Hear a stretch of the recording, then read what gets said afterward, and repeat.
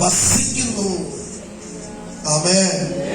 സാത്താൻ അവരെ അടിമയാക്കി വെച്ചിരിക്കുന്നു.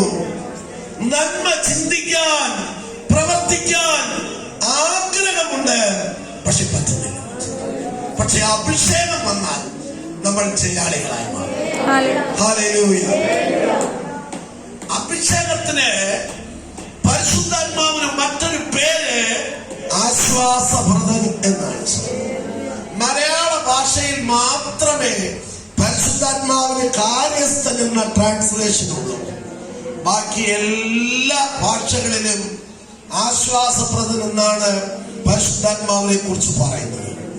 തമിഴിൽ പറയുന്നത് തേറ്റരവാളൻ എന്നാണ്, എന്ന് പറഞ്ഞാൽ ആശ്വസിപ്പിക്കുന്നത്. ഇംഗ്ലീഷിൽ പരമാവധി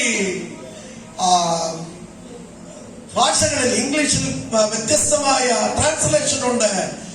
പരമാവധി ട്രാൻസ്ലേഷൻ പറയുന്നത് ദ കംഫർട്ടർ എന്നാണ്, ആശ്വാസപ്രദൻ. ഹല്ലേലൂയ. എത്ര പ്രശ്നമുണ്ടെങ്കിലും നമ്മൾ കിടന്നങ്ങ് ഉറങ്ങും. പ്രശ്നമുണ്ടെങ്കിൽ കിടന്ന ഉറക്കം വരാത്തവർ ഇന്ന് അഭിഷേകം പ്രാപിക്കണം. ആമേൻ, ആമേൻ, ഹല്ലേലൂയ. രാത്രി കിടന്ന ഉറക്കം വരാത്തവർ അല്ലേലും പറഞ്ഞാണ്, ഉറക്കം കിടന്ന ഉടനെ ഉറങ്ങുന്നവരുടെ അല്ലേലും പറഞ്ഞാണ്ട് കുറച്ച് കൈകളെ ഉള്ളു. ആമേൻ. മലയാള ബൈബിളിൽ ഉറക്കത്തിൽ തരുന്നു എന്നുള്ളതിനേക്കാൾ ട്രാൻസ്ലേഷൻ എല്ലാം ദൈവം നമുക്ക് ഉറക്കം തരുന്നു എന്നാണ്. അതുകൊണ്ട് ഇവിടെ ഇരുന്നാലും ഉറങ്ങണ്ട, അതൊരു ഭയങ്കര അനുഗ്രഹമാണ്. അങ്ങ് ഉറങ്ങിയാൽ മതി. അതൊരു വലിയ പരിശുദ്ധാത്മാവിന്റെ ഒരു വലിയ സഹായമാണ്, ആശ്വാസമാണ്. ആമേൻ, ഹല്ലേലൂയ. കണ്ണടച്ച എപ്പ നേരം വെളുത്തെന്ന് അറിയാൻ പാടില്ല. അങ്ങനെ കണ്ടു ഉറങ്ങണം.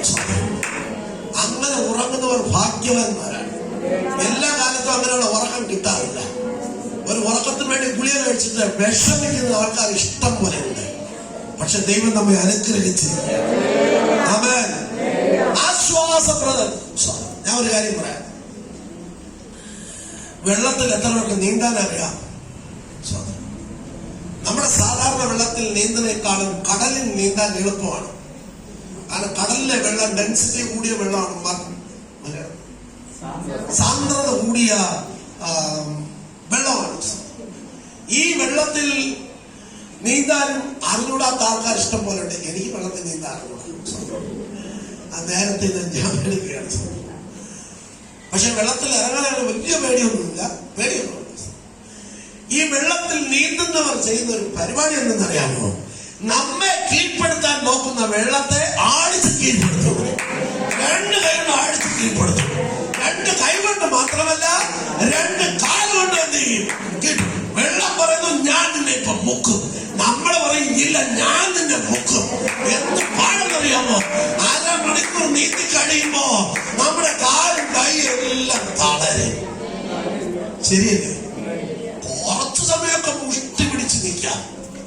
ക്രിസ്തീയ ജീവിതം പോലെ സുഖകരമായ ജീവിതം ലോകത്തിൽ വേറില്ല. ഞാനൊരു കാര്യം പറയാം. പണ്ട് മീൻ പിടിക്കുന്നവരൊക്കെ വലിയ ബോട്ടിലല്ല പോകുന്നത്. ചാളത്തടിയുണ്ട്, 4 ചാളത്തടിയുണ്ട്, തടി 4 എണ്ണം.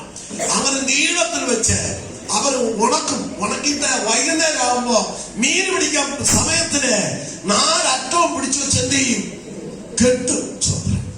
രണ്ടുപേരും ഒരു അരക്കിലോ ലാമ്പും എടുത്തുകൊണ്ട്, വിളക്കും എടുത്തുകൊണ്ട് ആ കടലിന്റെ അകത്ത് മീൻ പിടിക്കാൻ പോകും.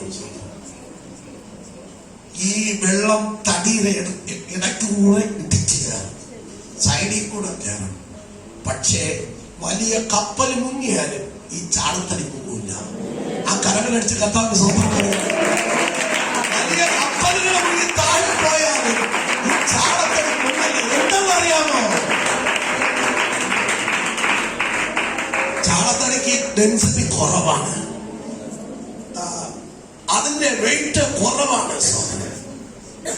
ഈ കഷ്ടപ്പെട്ട് 2 കൈയും കാലും ഇട്ട് അടിച്ച് വെള്ളത്തെ കീഴ്പ്പെടുത്തി ഇതാ ക്ഷീണിച്ചു പോയ പ്രിയപ്പെട്ടവരെ, നീ ഇന്ന് അഭിഷേകം പ്രാപിച്ചാൽ ഈ ചാളത്തടിയുടെ പുറത്ത് രാത്രി മുഴുവനും ഇരുന്ന് മീൻ പിടിക്കുന്ന ആ സഹോദരന്മാരെ പോലെ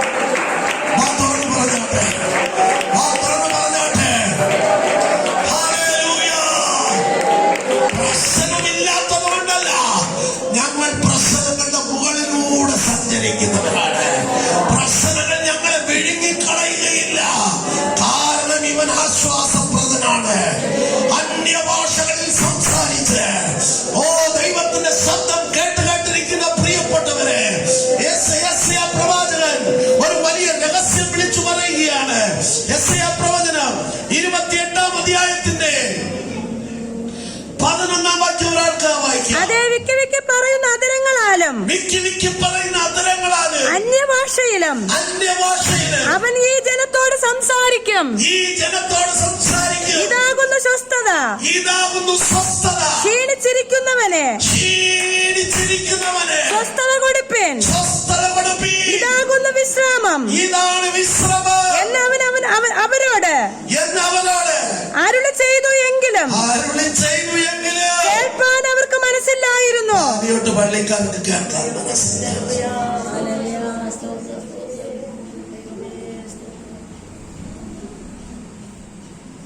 നല്ല എരിയുള്ള ഭക്ഷണം കഴിച്ചിട്ട്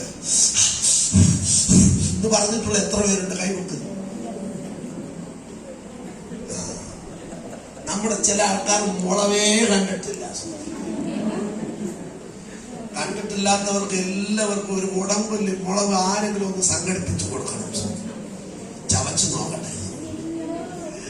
ആ ഊന്നൊക്കെ പറഞ്ഞുകൊണ്ടിരിക്കുമ്പോഴേ നല്ലൊരു മുട്ടായിയോ ഐസ്ക്രീമോ കിട്ടിയാൽ എങ്ങനെ ഇരിക്കും?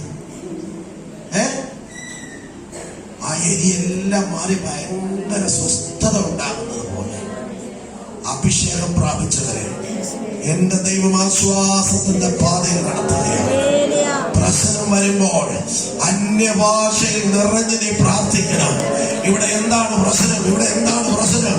ഇവിടെ എന്താണ് ദുഃഖം? ഇവിടെ എന്താണ് കേസ്? ഇവിടെ എന്താണ് കുഴപ്പം? ഇവിടെ എന്താണ് ശുദ്ധം? ഇവിടെ എന്താണ് പിശാചിന്റെ പോരാട്ടം? അന്യഭാഷകളിൽ നിറഞ്ഞ് പ്രാർത്ഥിച്ചു നോക്ക്. പരിശുദ്ധാത്മാവിൽ നിറഞ്ഞ് പ്രാർത്ഥിച്ചു നോക്ക്. ഇതുപോലൊരു ആശ്വാസം ഈ നാളുകളിൽ നീ എവിടെയും കണ്ടെത്തി കാണുകയില്ല. അങ്ങനെ ഒരു വലിയ ആശ്വാസത്തിന്റെ സാന്നിധ്യം നിന്റെ മേൽ വെളിപ്പെട്ടു വരും.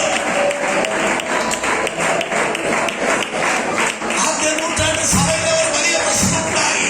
ന്യായാധിപ സംഘത്തിൽ അപ്പോസ്തലന്മാരെ വിളിച്ചു. അവരോട് തർജ്ജനം ചെയ്തു. മേലാൽ ഇങ്ങനെ യേശുക്രിസ്തുവിനെ കുറിച്ച് നിങ്ങൾ പ്രസംഗിക്കരുത് എന്നവരോട് പറഞ്ഞു. അങ്ങനെ പറഞ്ഞപ്പോൾ ജനം പ്രാർത്ഥിക്കാൻ തുടങ്ങി. വിശ്വാസികളെല്ലാം പ്രാർത്ഥിക്കാൻ തുടങ്ങി. അവിടെ പ്രാർത്ഥന ശബ്ദം ഒന്ന് കേൾക്കാം. അപ്പോസ്തലപ്രവൃത്തി 4-ാം അധ്യായം അതിന്റെ 28-ാം വാക്യം തൊട്ട് ഒരാൾക്ക് വായിക്കാം. 4:28.